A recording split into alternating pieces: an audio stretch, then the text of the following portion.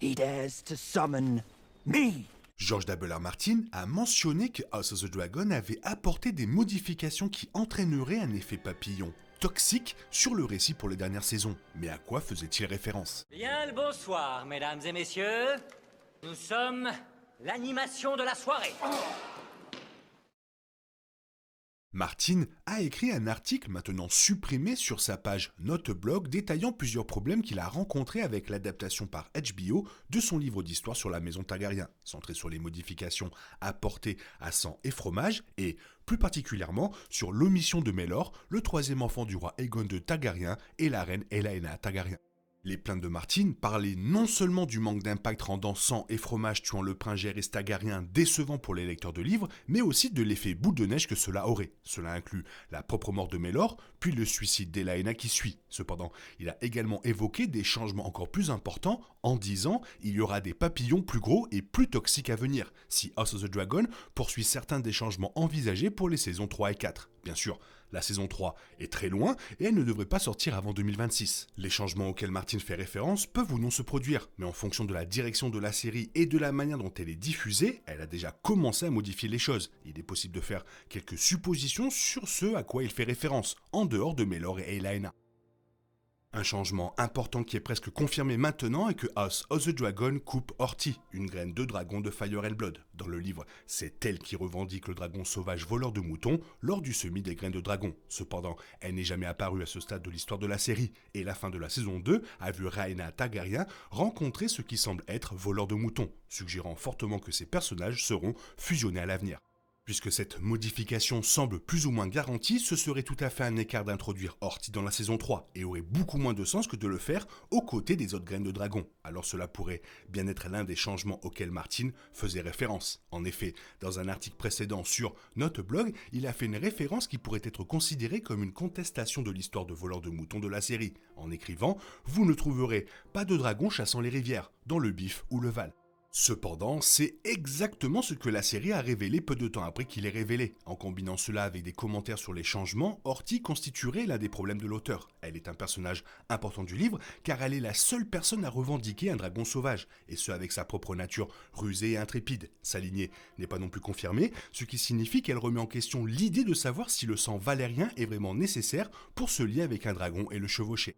L'importance d'Horty grandit à partir de là, non seulement elle se bat dans des batailles pour l'équipe noire, mais elle noue également des liens étroits avec des Daemon Targaryens. Certaines sources décrivent cela comme étant comme un père et une fille, d'autres prétendent que c'est romantique, mais le lien est là malgré tout. Plus tard, cela inspire un grand sentiment de jalousie chez Rhaenyra Targaryen et contribue à certaines de ses propres actions alors qu'elle prend une tournure beaucoup plus sombre. Cela change également l'histoire de Rhaena car elle finit par avoir son propre dragon, Point du Jour, qui constitue une partie importante de son arc. Tout cela cadrerait avec le genre d'effet papillon toxique sur lequel Martin écrit, ou un changement qui, pris de côté, n'est peut-être pas important, mais qui conduit ensuite à des problèmes plus importants beaucoup plus tard. Cependant, ce n'est pas la seule possibilité. La saison 3 de House of the Dragon est également conçue pour apporter des modifications à la façon dont Rhaenyra prend Port-Réal, après la décision d'Alicent Hightower de la laisser prendre le contrôle de la ville, prête à ouvrir les portes et même à permettre qu'Aegon soit tué. Ceci et ce qui suit peuvent également faire partie de ce à quoi Martin fait référence. L'auteur fait spécifiquement référence à Rhaenyra comme étant un personnage plus cruel dans le livre, expliquant qu'elle n'est pas douce et gentille comme Elaena, et comment la mort de cette dernière contribue à provoquer des émeutes dans la ville. Cela pourrait encore arriver dans la série, mais Rhaenyra d'Emma Darcy est une version beaucoup plus sympathique du personnage que celle du livre. Bien qu'il y ait des signes d'un certain changement, comme elle est plus disposée à prendre ce qu'elle veut par la force, elle pourrait toujours essayer de la garder comme héroïne, ce qui aurait un impact sur son avenir. Les petites gens doivent se retourner contre Rhaenyra, elle doit être chassée de Port-Réal et tout perdre. Quand Rhaenyra mourra dans la série, il ne devrait lui rester presque plus rien. Si la série essaie de la garder comme héroïne ultime et comme celle du bien, il sera plus difficile d'en arriver là, ce qui constituerait un changement énorme. Alternativement, cela pourrait faire référence à sa relation avec Alicent. Il y a peu d'écrits sur Alicent après que Rhaenyra ait pris Port-Réal, mais les deux femmes ne sont certainement pas en bons termes. La série a fait de leur relation le cœur de l'histoire et voudra l'explorer davantage si les deux sont à Port-Réal, qu'il s'agisse d'une romance entre Rhaenyra et Alicent, comme cela a été théorisé, ou simplement de garder les deux personnages du bon côté, cela pourrait avoir un effet de retombée. Cela pourrait même amener Alicent à quitter Port-Réal avec Rhaenyra beaucoup plus tard, changeant une fois de plus l'avenir de cette dernière. La saison 2 de House of the Dragon a mis en place la bataille du Gosier, qui verra la flotte Velaryon affronter la Triarchie, mais il pourrait y avoir des changements substantiels dans le prélude de la bataille. Avant le début des combats, la Triarchie rencontre le Fol Abandon, le navire qui emmène les princes Aegon et Viserys Targaryen à Pentos. Dans le livre, Viserys est capturé, tandis qu'Aegon s'échappe sur son dragon nué d'orage, retournant à Père Dragon pour avertir ce qui se passe, bien que le dragon meure de l'effort. Dans la série, la même configuration existe. Aegon et Viserys sont envoyés sur le navire, mais Nuée d'Orage, basé sur une brève apparition, est absolument minuscule et semble trop petit pour être piloté. À moins qu'il ne fasse grandir rapidement le dragon, il sera vraiment difficile de commencer la bataille exactement de la même manière. Cela pourrait signifier qu'Aegon et Viserys se retrouveraient tous deux à Essos, ce qui aurait des ramifications majeures pour l'avenir de la danse des dragons.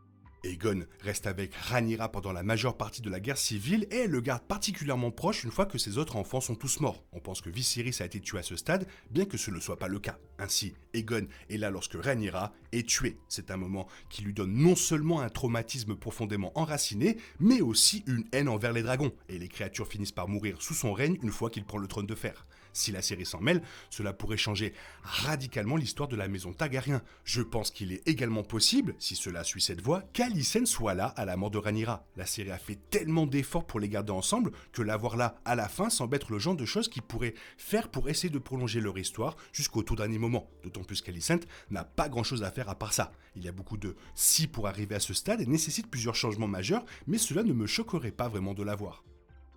Au-delà de ce qui précède, il existe une quantité presque infinie d'options pour ce à quoi Martin aurait pu faire référence. Il y a des dizaines de personnages et d'intrigues en jeu, et ils sont tous connectés d'une manière ou d'une autre. Il doit s'agir de quelqu'un ou de quelque chose d'assez important, mais en dehors de ce qui précède, cela pourrait changer la mort des personnages, tuer des personnes qui sont encore en vie dans le livre, ou faire en sorte que les personnes qui meurent restent en vie. Alternativement, cela pourrait faire référence à des événements réduits. D'après l'histoire du livre, il y a un grand nombre de batailles à venir, et House of the Dragon ne peut probablement pas toutes les montrer. Cela pourrait en réduire certaines, ce qui pourrait modifier les destins, les allégeances et les intrigues. La série est déjà différente et ces écarts pourraient encore se creuser, mais reste à voir jusqu'où ira l'effet papillon toxique. Voilà maintenant la question de savoir, toi, qu'est-ce que tu penses de tout ça? Fais-le moi savoir dans la zone commentaire, sinon il est temps pour toi de reprendre le cours normal de ta vie. On se retrouve bientôt pour une nouvelle vidéo. Bisous bisous, bye bye. Il est impossible de compter sur les autres de nos jours, on est obligé de tout faire soi-même. Je me trompe? Rien de grave, j'avais tout prévu. Où va le monde, je vous le demande.